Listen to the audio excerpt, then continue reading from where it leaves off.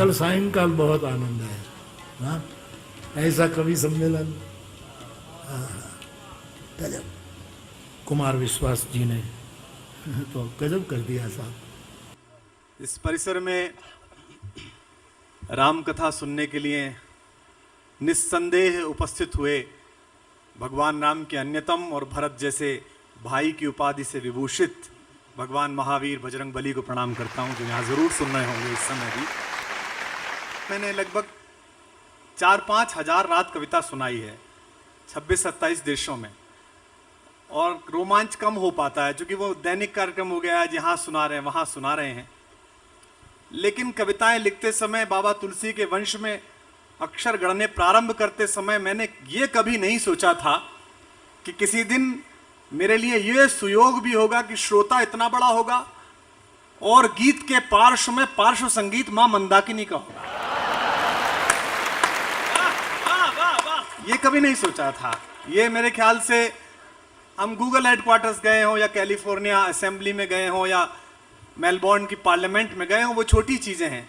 वहां 5-6 वर्षों में लोग आते जाते रहते हैं, लेकिन सृष्टि के आदि क्रम से जो नाद पृथ्वी को आंदोलित करता है, आज इस कवि सम्मेलन के इन सब कवियों को, क्योंकि इसमें फहमी साहब के अलावा सब मुझसे आयु में छोटे हैं, इसलिए मैं कह सकता हूं कि इनको शायद इस बात की अनुभूति भी नहीं है कि वो किस जगह पर पहुंच गए, कहां पहुंच गए हैं।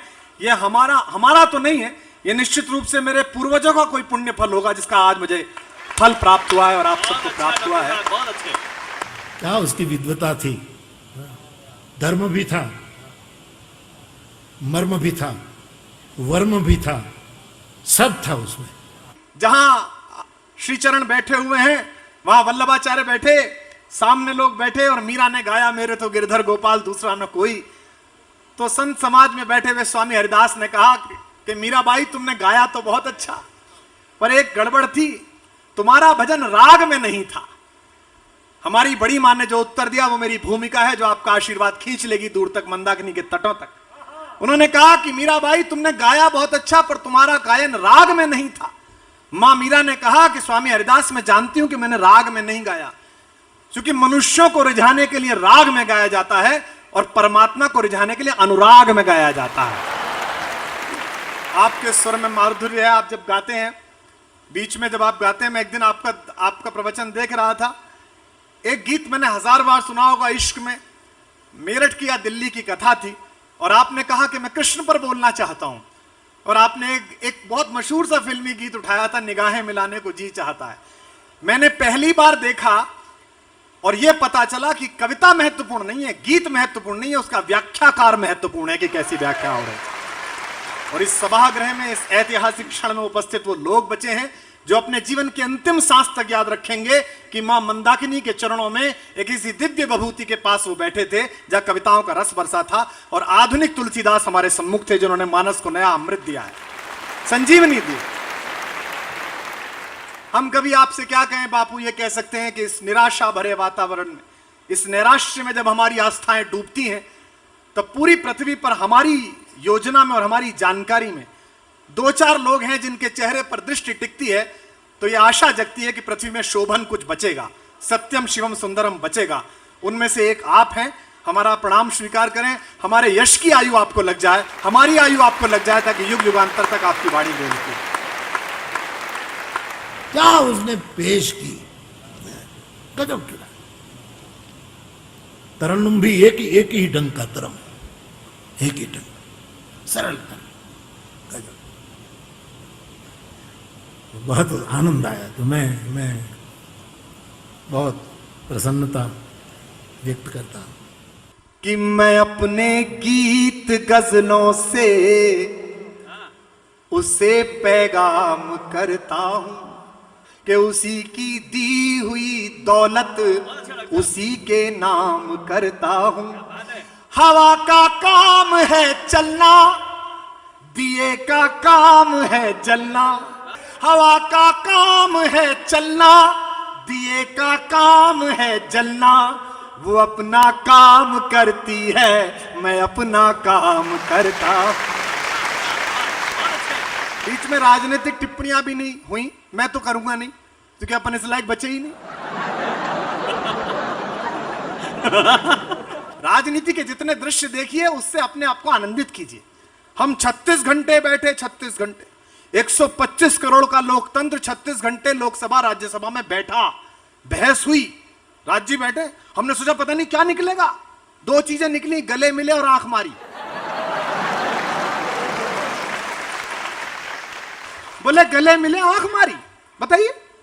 अब ये मुझसे पूछने लगा बुद्धि प्रकाश, ये परिहास वृत्ति में रहता है रास्ते में, भाई साहब राहुल गांधी गले क्यों मिले? गले मैंने अवॉइड किया कि राजनीति की बात क्या करनी, तीर्थ में जा रहे हैं। नहीं भाई साहब गले क्यों मिले?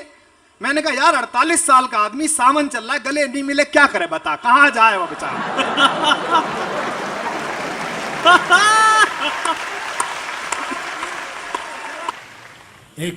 एक बहुत एंगल से यदि मैं उसको सुनकर निर्णय करूं तो मुझे लगता है कि कुमार विश्वास अब कुमार विश्वास नहीं है, जुआन विश्वास है।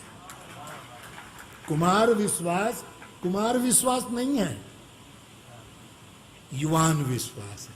और अल्लाह आपको कायम युवानी बख्शे, कायम आपको जुआन। तो आनंद के साथ सुनिए, बहुत बहुत सौभाग्यशाली हैं आप, हम तो हैं ही, आप भी सौभाग्यशाली हैं कि आप कहां बैठे हैं, किस सत्संग में आप बैठे हुए हैं। तब पंक्तियां पढ़ता हूं, निवेदन करता हूं। इसे यूं सुनिए जैसे मेरा बाबा कहता है, कबीर, सुखिया सब संसार है, खावे और सोवे, दुखिया दास कबीर है, जागे और रोवे। कि ये चादर सुख की मौला क्यों सदा छोटी बनाता है। आनंद मिले। मैं 4:30 बजे पहुंचा दर्शन करने के लिए, तो पता चला कि अभी व्यस्त हैं, इससे पहले आप गंगोत्री मंदिर हो आइए। तो मुझे मदन जी नीचे मिलने आए, मैंने कहा बड़ा अच्छा हो गया। बोले कैसे हो गया? मैंने कहा मैं साधन के पास पहले आ गया था, उन्होंने कहा पहले साध्य के पास होके आ, मेरे पास तक बाद में आ जाना। तब कहता हूं कि ये चादर सुख की मौला क्यों सदा छोटी बनाता है, सिरा कोई भी थामू दूसरा खुद छूट जाता है।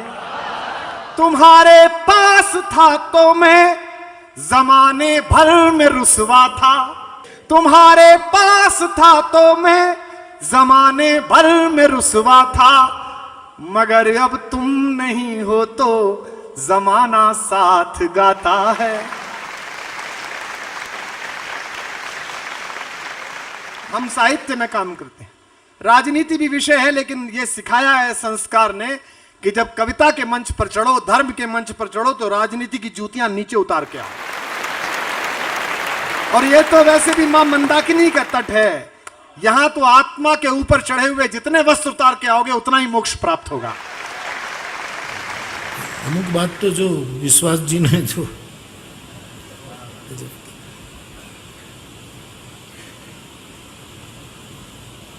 खुश रहो बाप, खुश रहो, खुश। हमारा सनातन धर्म दुर्व्याख्या विश्व मूर्छित है, उसकी बुरी व्याख्याओं के कारण मूर्छा में है।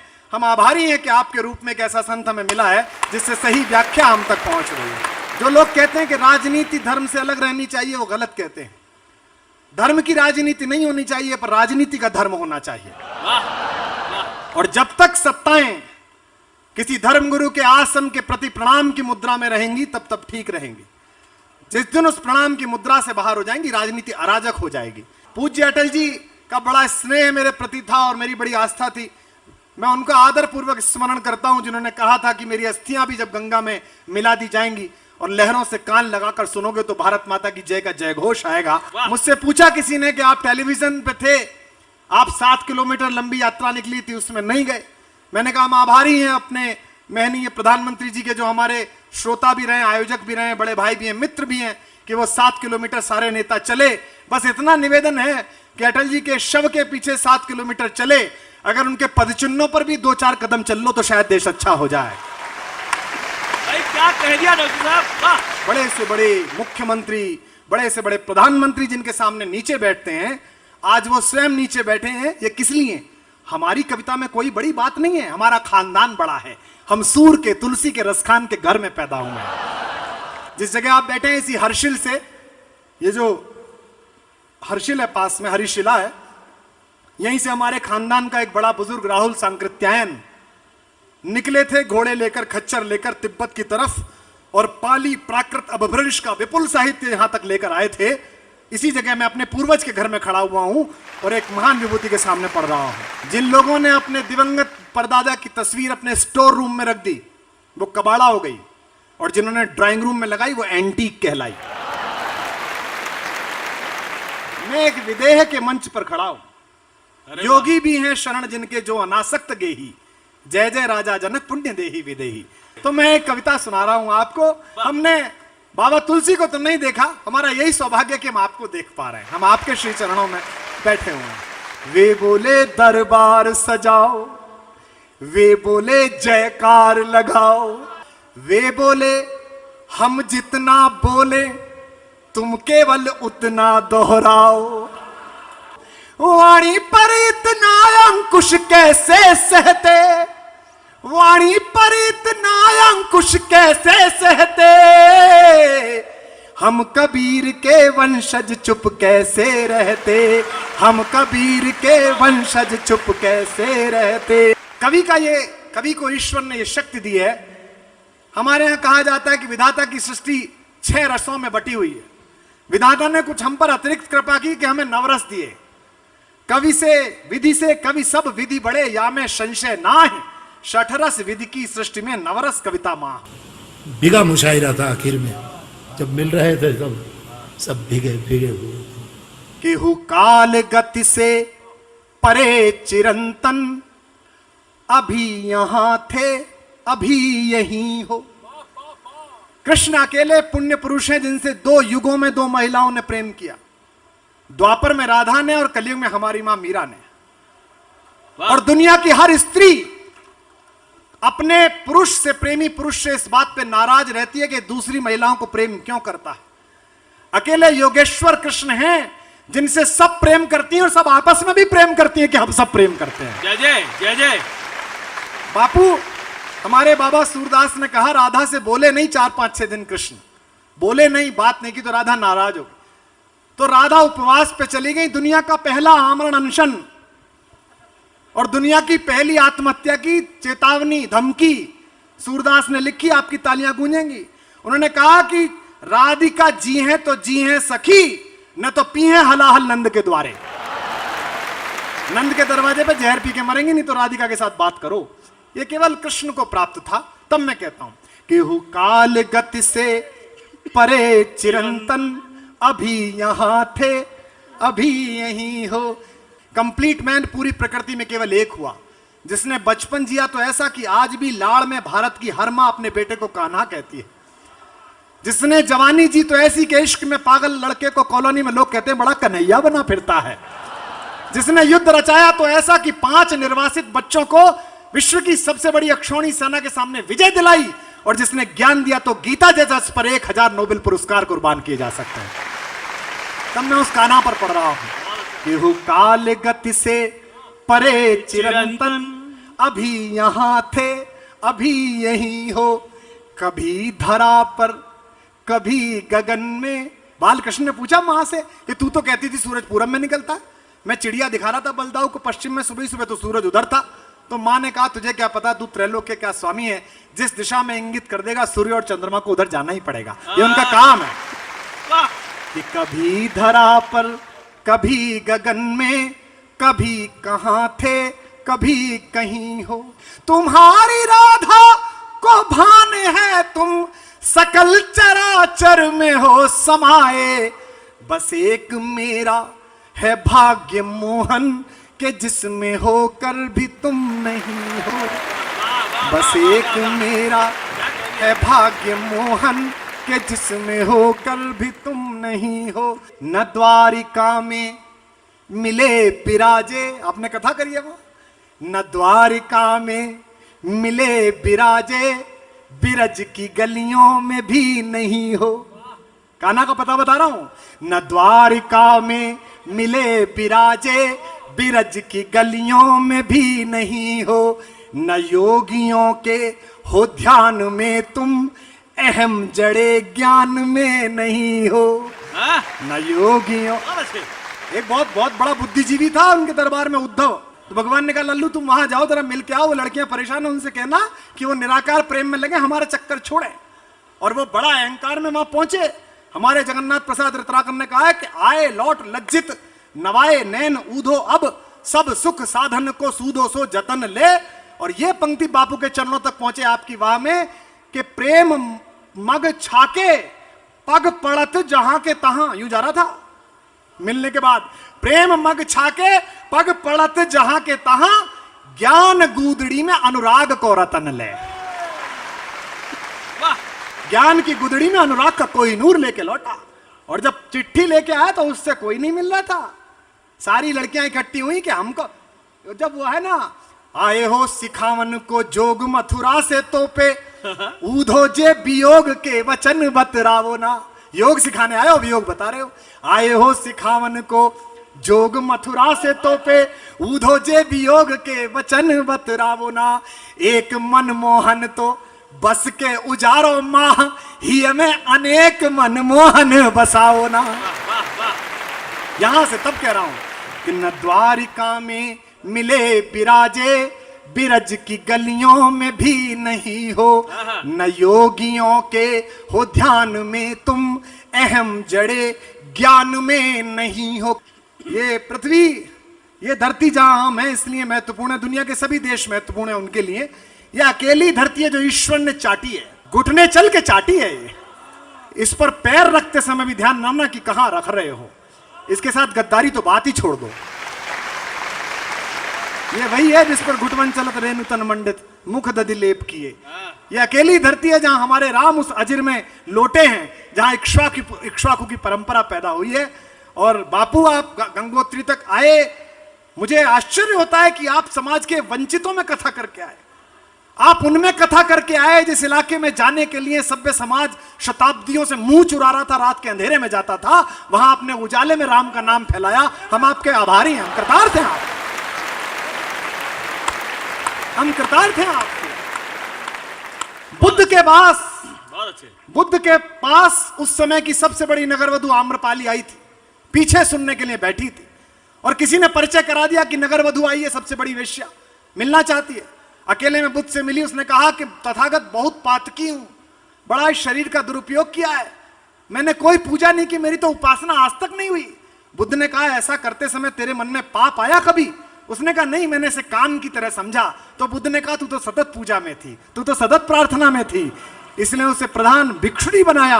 और मुझे अतिशयोक्ति का अपराधी ना माने ये लाखों करोड़ों लोग जो सुन रहे हैं, बुद्ध के बाद पृथ्वी पर पहली विभूति बापू हुए जिसने वंचितों के पास जाकर कथा को पहुंचाया। बहुत अच्छे, जय जय जय जय। जो स्त्री और पुरुष की धारणा से बाहर हैं, जो ना स्त्री है ना पुरुष हैं, उनको भी आपने अपनी वाणी से मोक्ष दिया, उन तक भी आपकी कथा पहुंची। हम आपके आभारी हैं। रहीम अवध प्रांत के गवर्नर थे, अवध के राजा थे। एक कोई विधवा को अपनी पुत्री की शादी करनी थी। रहीम कई बार आए थे चित्रकूट तुलसी से मिलने के लिए। कई बार बड़े लोगों भी कवियों के घर आ जाते हैं, चरण पड़ जाते हैं, तो बड़ा लाभ लश्कर आया कि पीएम आएंगे, पीएम आएंगे। प्रधानमंत्री थे वहां के, वो आए तो उस विधवा को पता था कि यहाँ जो ये आदमी रहता है जो सुबह सुबह राम कथा सुनाता है, इसकी रहीम दास जी से दोस्ती है, वो पैसा दे देंगे। उसे लखनऊ जाना था, तो वो एक दिन सुबह को स्नान करते बाबा तुलसी के पास पहुंची। उसने कहा कि बाबा मेरी पुत्री की शादी है, विधवा हूं। उन्होंने कहा कि मुझसे क्या कहती हो, मैं तो, मेरे पास तो खुद ही कुछ नहीं है। मांग के खाई वो मसीत में सोई वो, मांग के खाता हूं मसीत में सोता हूं। आपके सामने युग के तुलसी बैठे हुए, आपको पता है कि कैसे हैं। कोई पूछे बड़ा आश्चर्य होता है मुझसे, अन्यथा ना लेंगे। मैं बोलने का साहस कर रहा हूं। आज से 2 वर्ष पहले मैंने राम कथाओं के बहुत बड़ा काम करने वाले एक व्यक्ति से पूछा कौन कितना लेता है। सबके रेट पता चले, आपका पता चला कि आप कुछ नहीं लेते हो, पहली बार पता चला। वाह। तो बाबा तुलसी ने कहा मैं क्या दे दूंगा? तो उसने कहा आप मत दो, आपके वो बड़े आदमी परिचित हैं, वो मदन लाल जी, उनके लिए एक लेटर लिख दो। आपको तो वो भगवान मानते हैं, मिल जाएगा कुछ। तो उन्होंने लिख दिया कि ये दे दो।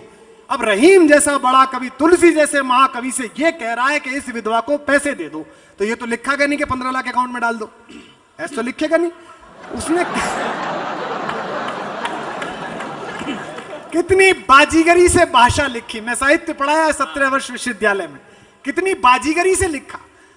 रहीम दास को तुलसी ने दोहे की एक पंक्ति लिखी, एक सुरती है देवताओं की पत्नी, नरती है मनुष्यों की पत्नी, नागती है नागों की पत्नी, सर्पिणी, अस चाहत सब को, ये जो चाहती हैं वो इसे दे दो। क्या चाहती है? सोना, मणिया, पैसा। रहीम समझ गए क्या मांगने आई। रहीम ने अपने खजांची से कहा इसे जो चाहे वृद्धा को वो दे दो, सोना दो, चांदी दो, बढ़िया सी शादी कराओ। और बोले अम्मा आपका काम हो गया, मेरा भी काम कर देना। अम्मा ने कहा बेटा मैं तेरा क्या काम कर सकती हूँ? बोले जो पर्चा लाई हो इसमें एक लाइन लिख रहा हूं, तुलसीदास को दिया ना। और क्या लाइन लिखी साहब, याद करिए, दो महाकवि को, एक मुसलमान, एक ब्राह्मण, एक गोस्वामी और एक पठान। उन्होंने लिखा सुरतीय नरतीय नागतीय अस चाहत सब कोय, सब चाहत नीचे अस कोय। सब चाहत अस कोय, अस और होय। नीचे रखा, नीचे रहीमदास ने लिखा गोद लिए हुलसी फिरे तुलसी सो सुतो होय। तुम्हें ये जग ढूंढता है मोहन, मगर इसे ये खबर नहीं है, बस एक मेरा है भाग्य कान्हा, अगर कहीं हो तो तुम यही हो।